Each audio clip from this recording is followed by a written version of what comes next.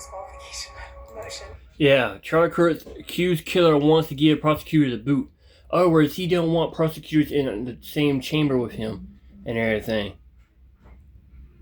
Yeah, this is getting out of hand. This is getting wild and weird. But let's go ahead into the video, shall we?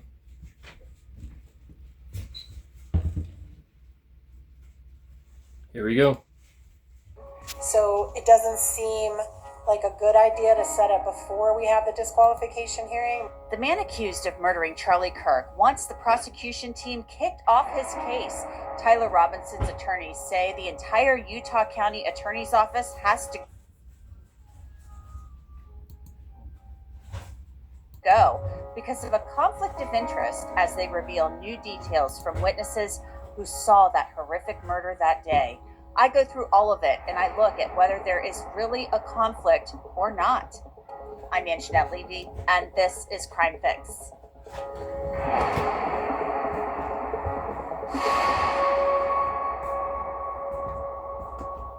You know, there is a reason that Morgan & Morgan is America's largest personal injury law firm, and it's because the firm wins a lot. It has more than 1,000 lawyers who've recovered $25 billion from more than 500,000 clients. In the last few months alone, a client in Florida received $12 million when the insurance company offered only $350,000. In Pennsylvania, another client was awarded $26 million. That was 40 times the insurer's offer. Morgan & Morgan makes it really easy to fight for what you deserve. You can even start a claim from your phone. So if you are ever injured, you can start a claim at forthepeople.com/crimefix. Click the link below or scan that QR code that you see right there on your screen. There could be a big problem with the prosecution team in Charlie Kirk's murder case, and it has to do with someone apparently pretty high up on the food chain on the team. Important enough that this person was with the county attorney when evidence was being presented to the grand jury to indict Tyler Robinson. Robinson faces a laundry list of charges, including aggravated murder and the possibility of the death penalty if he's convicted in the murder of Charlie Kirk. Accused of taking a .30-06 rifle. See, he don't really care what's going on. He's smiling. You seen a little smirk and everything. No, he's just trying to get out of it, okay? Because he knows his ass is cooked. He's trying to cause big trouble, and because he knows his ass is done for. He knows he's not going to get life in prison. He's going to get the death penalty. And that's why he's trying to make all this big uproar and everything, because he knows he's fucked. He come there with a fucking LBGQ flag on. Okay? You killed somebody because you don't like his messages. And Charlie Kirk was not a bad guy. He was a pretty good guy. He didn't have no messages of hate, nothing like that. But he's telling the truth, and people don't like hearing the truth. Back to the video.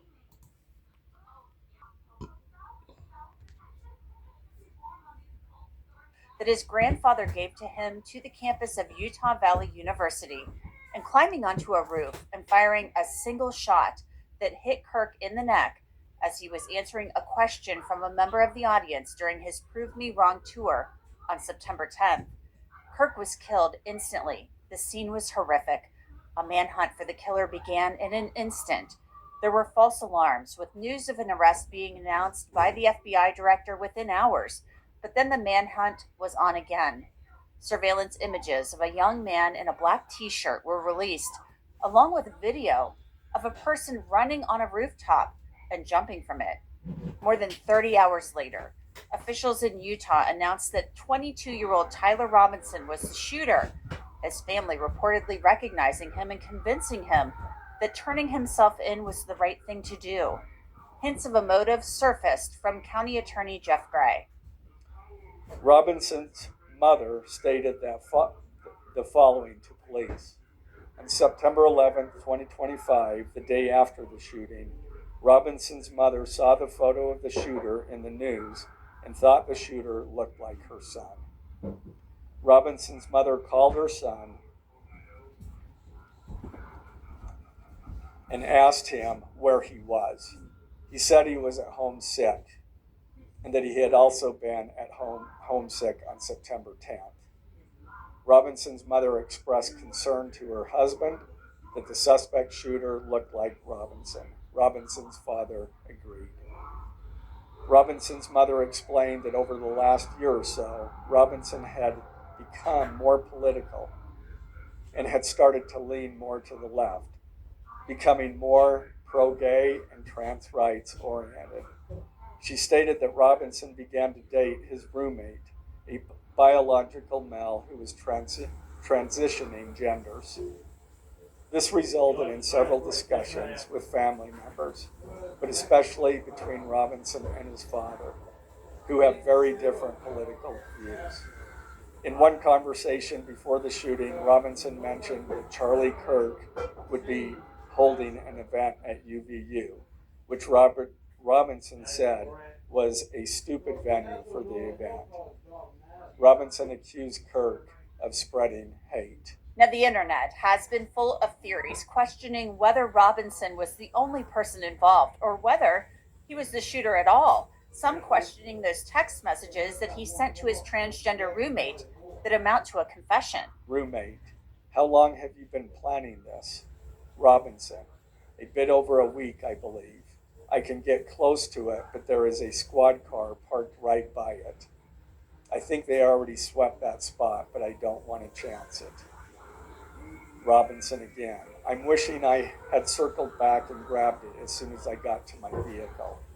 I'm worried what my old man would do if I didn't bring back Grandpa's rifle. IDEK if it's had a serial number, but it wouldn't trace to me. I worry about prints. I had to leave it in a bush where I changed outfits. Didn't have the ability or time to bring it with. I might have to abandon it and hope they don't find prints. How the F will I explain losing it to my old man? Only thing I left was the rifle wrapped in a towel. Remember how I was engraving bullets? The F in messages are mostly a big meme. If I see notice bulge UWU on Fox News, I might have a stroke, all right. I'm going to have to leave it. That really effing sucks. Judging from today, I'd say Grandpa's gun does just fine, IDK. I think that was a $2K scope. Wink, wink. Robinson again. Delete this exchange. Again, Robinson. My dad wants photos of the rifle. He says Grandpa wants to know who has what. The feds released a photo of the rifle, and it is very unique. He's calling me, RN. Not answering. Robinson. Since Trump got into office, my dad has been pretty diehard MAGA. Robinson. I'm going to turn myself in willingly. One of my neighbors here is a deputy for the sheriff. Again, you are all I worry about, love. That came from Robinson. Roommate. I'm much more worried about you. Robinson. Don't talk to the media, please. Don't take any interviews or make any comments.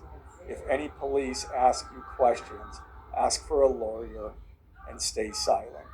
Earlier this month, we saw Tyler Robinson in a Utah County courtroom for the very first time, and his team mentioned that they saw issues with the prosecution team and would ask to have them removed. We do need to deal with the disqualification motion, just in case.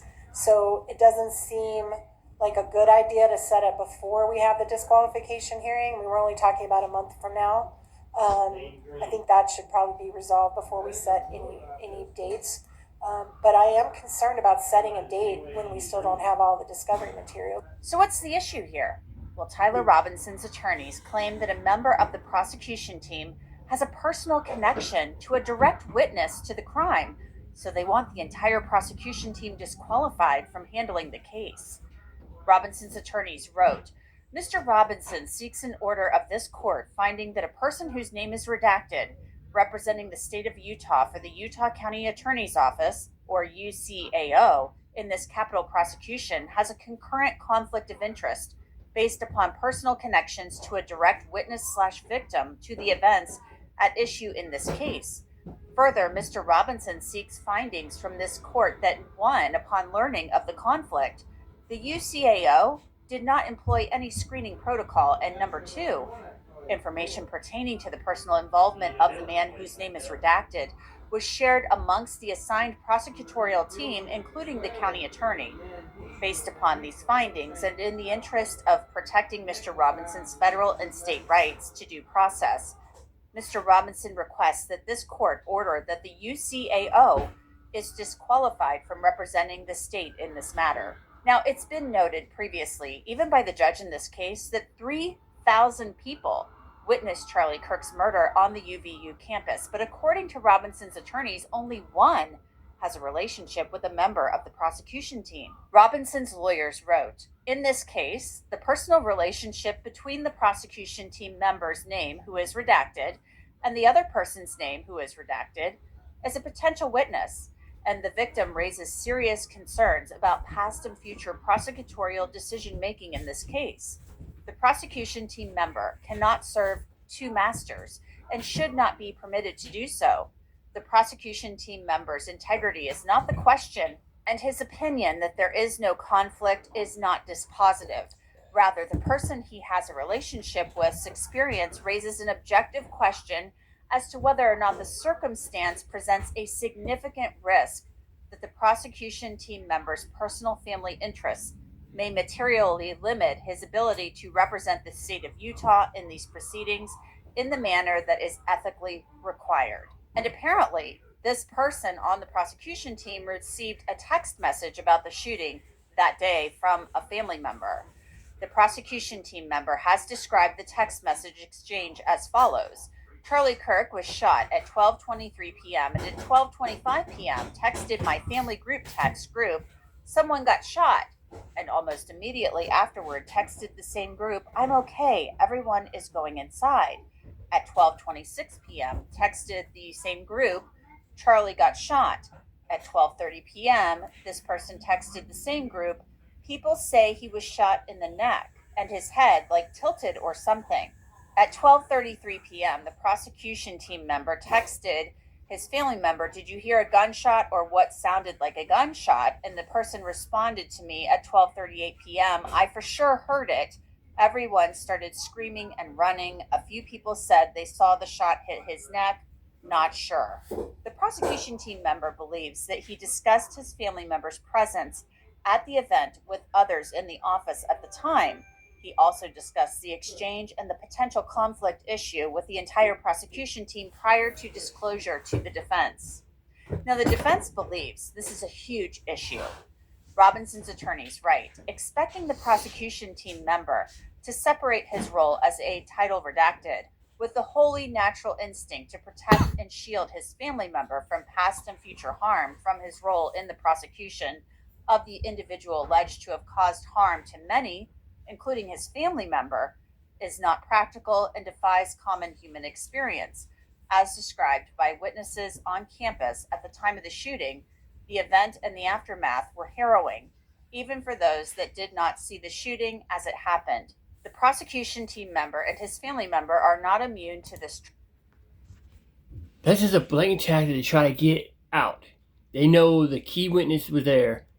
Even though he works for the thing, he's a key witness there. His family seen it and everything. He works on birth certificate. They just trying to get that out of the way so they have some kind of common ground, not to get charged with a death penalty or anything like that, or spend life in prison, which would give him a chance to get out on parole. That's the only reason why Tyler Robinson's lawyers are doing that shit. That's all he wants. Yeah. So we'll get back to the video. There must have been fear, anxiety, anger, and a host of other emotions as the events unfolded that day and throughout the investigation, culminating in the arrest of Mr. Robinson. Now, this motion to disqualify the entire Utah County Attorney's Office from the case includes accounts from witnesses that are absolutely terrifying. One witness wrote, "We were in shock in the crowd because there was so much blood. I was pulled to the ground and started praying. I thought I was about to die.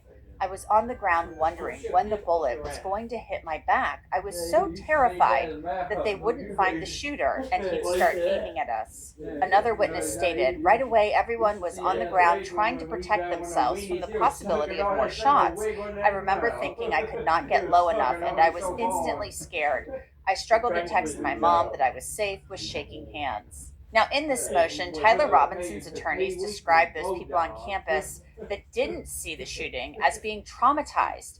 They were people who were locked down in classrooms, and some actually experienced panic attacks because of this. They end the motion by saying, based upon the foregoing, this court should find the prosecution team member's name, who is redacted, has a conflict of interest and must be disqualified. The disqualification should extend to the Utah County Attorney's Office because no effort has been made to shield the prosecution of this case from his conflict. So to discuss this potential conflict of interest that could temporarily derail this prosecution, I want to bring in Sky Lazaro. She is a criminal defense attorney in Utah, in the Salt Lake City area, and so she has been following this case very closely from the very beginning. So Sky, they're saying basically we've got a high-ranking member of this prosecution team who has a personal relationship with a potential witness slash victim in this case, somebody who was present on the campus that day. And maybe this person shouldn't be on the team, and really it's infected the whole prosecution team. What do you make of that argument? That's right. I think this was a good argument for the defense team to make. I think this is one that has to be made. They were given information that someone in a supervisory role had a familiar member who was at the shooting and was texting them in real time.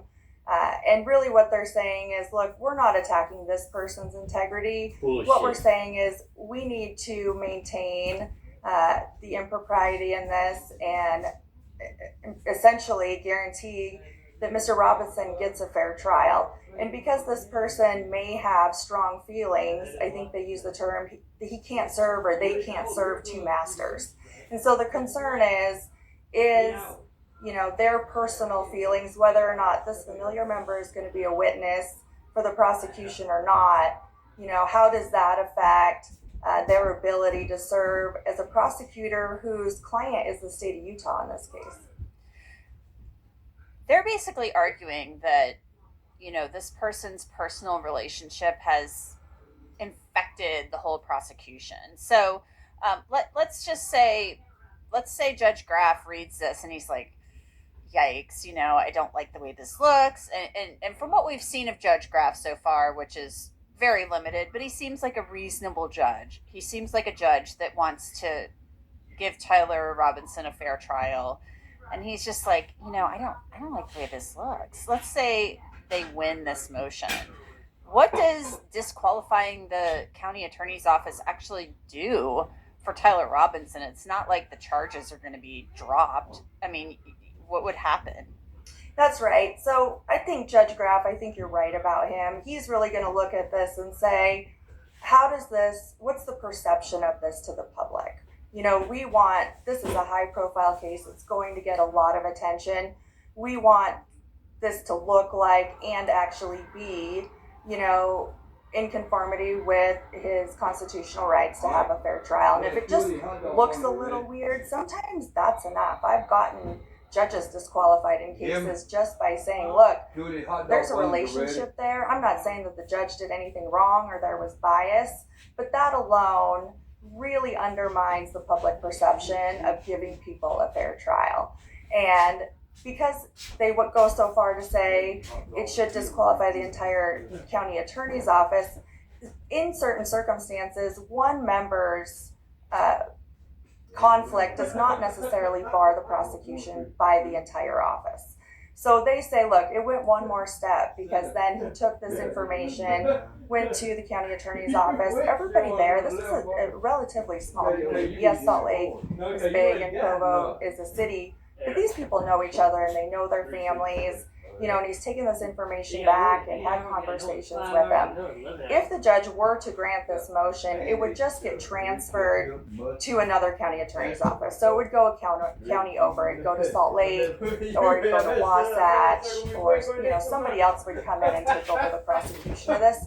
Or the alternative is to bring in a special appointed prosecution team to do this instead. If another agency said, hey, look, we can't take this on, it's too big, we don't have the manpower, they could appoint a special prosecution team only to do the prosecution of this case. But you're right, the charges aren't going anywhere. The defense team is just making the argument that, we understand that they're going to prosecute him, but it needs to be done by people who don't have any sort of strong feelings about this on a personal level. And there's a line in here, that there, and this is a quote from case law, of course, a prosecutor is not disinterested if he has or is under the influence of others who have an axe to grind against the defendant. And they're making the argument that this person this high-ranking member of the prosecution team, and my reading of this with all the blacked out redactions is that this is likely, a main figure in the prosecution team who's potentially, it's a group family text, so possibly a son or a daughter was on campus that day. This is how I'm reading it through the redactions, and is texting the group chat, getting all of this information about the shooting. And so whether you're a prosecutor who goes to work every day and puts on your prosecution, your prosecutor hat and does your job, you're still maybe in the back of your mind, even if you can compartmentalize, you're like, this case just really makes me angry because my kid was on campus that day, or my nephew or niece, which I doubt that's what it was.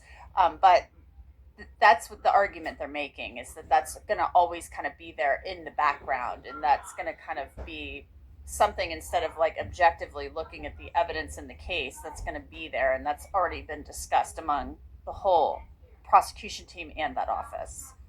I mean, if you think about it, prosecutors are human beings, the same as all of us. So if you take all the legal arguments out of it and just think of it on a human level, how would we feel, or anyone else feel, if their son or daughter or a close family member is texting them, there's a shooting, I'm afraid I'm going to die.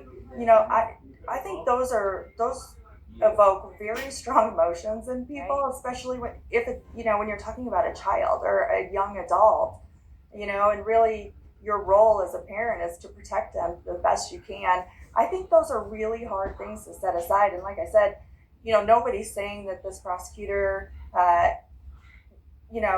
doesn't believe that he or she can do their job and disassociate from it. But if you think about it, I think that's right. I think in the back of your mind, can you be objective when you look at the evidence in this case, if it's good or if it's bad or what's exculpatory, or is this really a death penalty case? Do you really want to pursue this? And you have someone, this isn't just a line prosecutor, this is someone who is high ranking on the team and a supervisor in the office.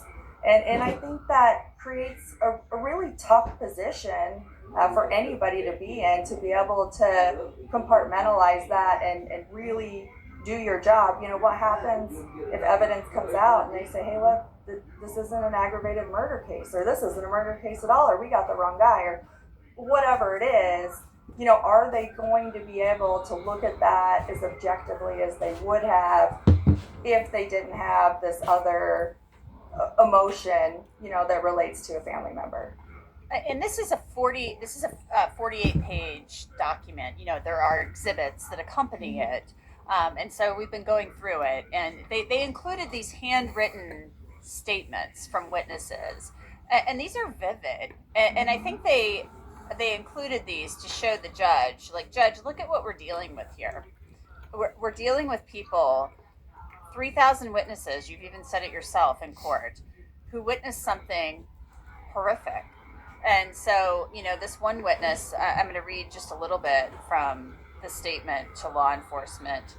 And they talk about hearing a gunshot. It definitely sounded like it came from up high and not ground level. After my eyes flicked into that direction, not even a second later, I looked back at Charlie, and that's when I saw the blood coming out like a fountain coming out of his neck. I saw him slump back in his chair and his head bobbed down to what would have been his right. That was the last look at Charlie I got as the crowd all collectively dropped to the ground. I mean, that's like really Terrifying. vivid. So do they include all of this to show the judge, like, this, we have like hundreds of these, like, look at how traumatized these witnesses were, and you've got my client here who has all of these rights. So this is what we're contending with.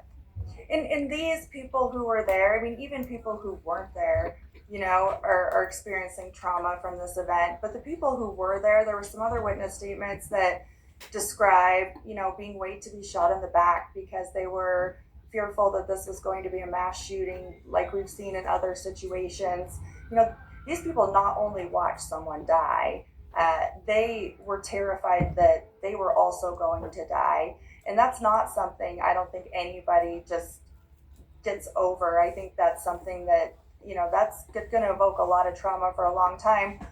And I think the reason they included that is not to just, you know, show the context of it, but to say, look, whether or not this person's family member is going to be a witness is not the deciding factor here, because this person is going to go home, if it's a son or daughter or even a close family member, and have to relive and go through all the trauma, you know, with this person. And so it's not just, you know, a question of whether or not they're going to testify and whether or not that creates any sort of conflict. You know, what they're putting before the court is this is going to be potentially an everyday thing in this person's life when they go home from the office for the foreseeable future. And there's no way, really, you know, that it's fair to even ask someone to be able to compartmentalize that and still do the job that you're supposed to do as a prosecutor and not take that into consideration. I think that's almost impossible for an individual. The prosecution is going to respond to this, and more than likely they're going to say, look, there were 3,000 people there. We disclosed this. You know, we're professionals, etc. This is what I'm thinking they're going to say. What do you anticipate in their response? I would expect that, you know, when they disclosed it, I'm sure that there was conversations where the defense team said, look, I think you need to recuse this person or the office or find a way to wall it off.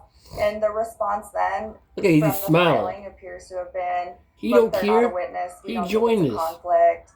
We're fine. So I expect that to be the response. And like I said, defense isn't saying that, you know, this attacking this person's integrity as a lawyer or the fact that they don't believe that giving a No. That Tyler Robinson guy thinks it's a joke. That's why he's doing that shit. He thinks it's all fun and games. You have over 3,000 witnesses.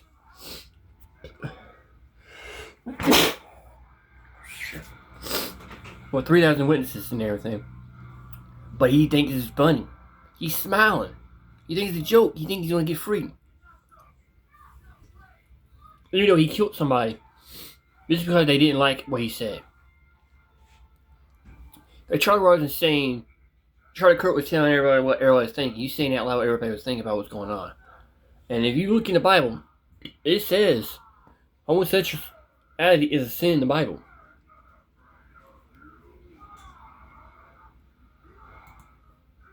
And if you don't believe me, I'll pull it up for it just to prove my point.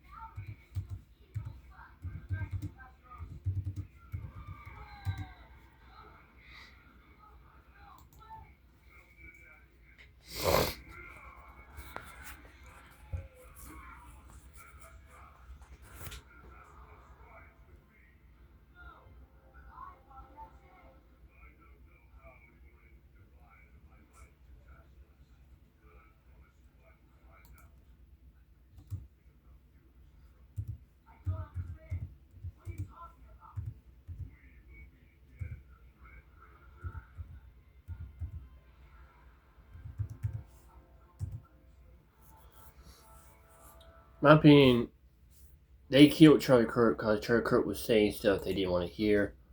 I tried to pull it up, couldn't find it. Here we go. Hold on. This should be able to get it right here.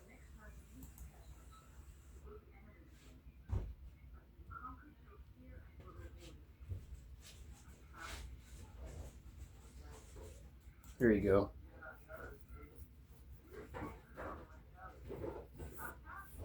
If I can get it to come up, here we go. It's slow. Okay, here we go.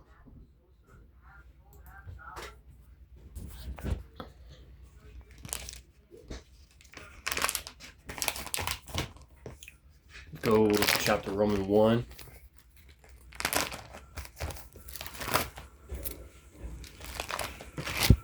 Hold on.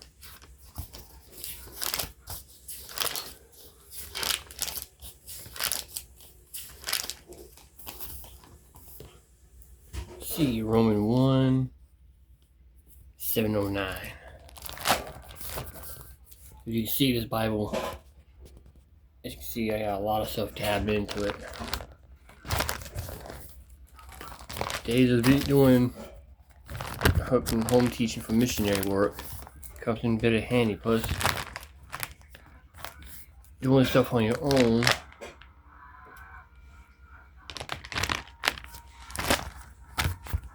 $709, $723, $679. Okay.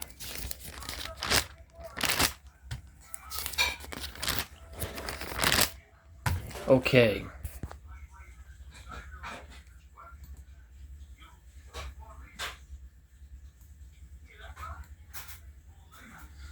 Romans 1, verse 26 to 27.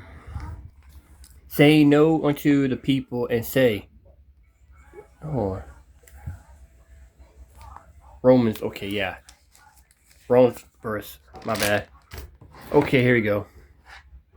26 to 27.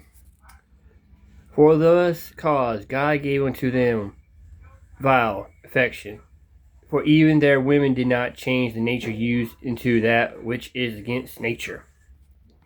And likewise also the man leaving the nature for use of women, burdened in their lust towards one another, man with man, working that which is unseemly, and receiving in themselves that recuperate of their error which was met. That tells you right there. Not right. And we'll see right here here's another one.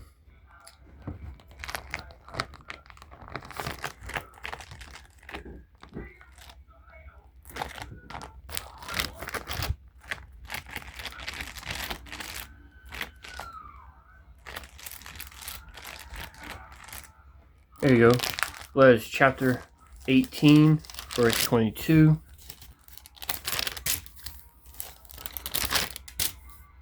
Chapter 18, verse 22. There shall not lie with mankind as with womankind. It is an abomination. And Leviticus chapter 20. Chapter 20, verse 13. If a man also lie with mankind as he lit with women, both of them have committed an abomination. They shall surely be put to death. Their blood shall be upon them. There you go. It clearly states right there that even the big guy upstairs didn't like that, what's going on. But people want to justify stuff right there. And like Constantine chapter 6, verse 9 through 10.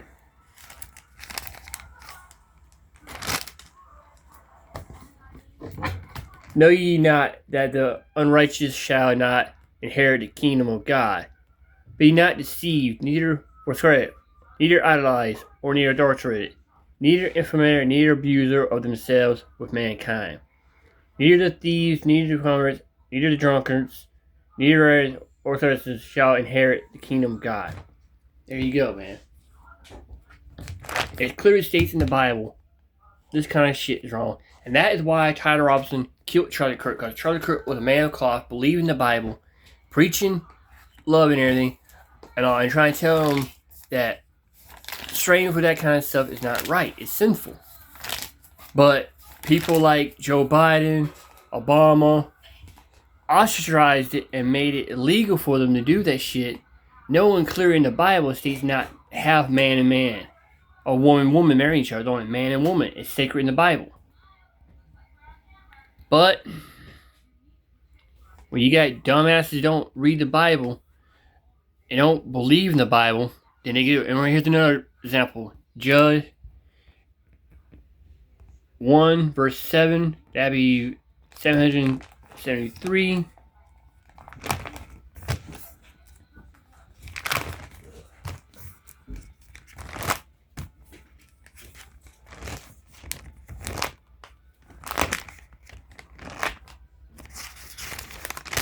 As you can see, my Bible is chock full of stuff. I got about exorcisms, the 4 horsemen, about all kinds of stuff in the Bible here.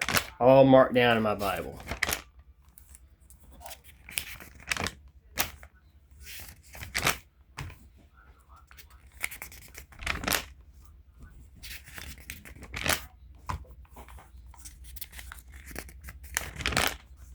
Okay, here we go, Judge.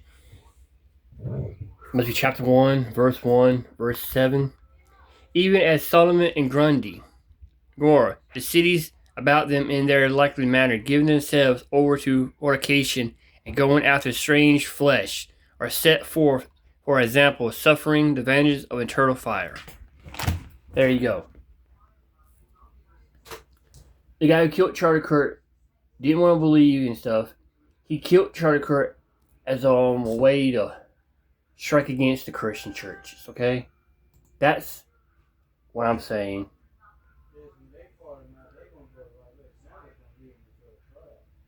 That's the reason why they done it, okay? It was a religious execution, not murder. Have a nice day.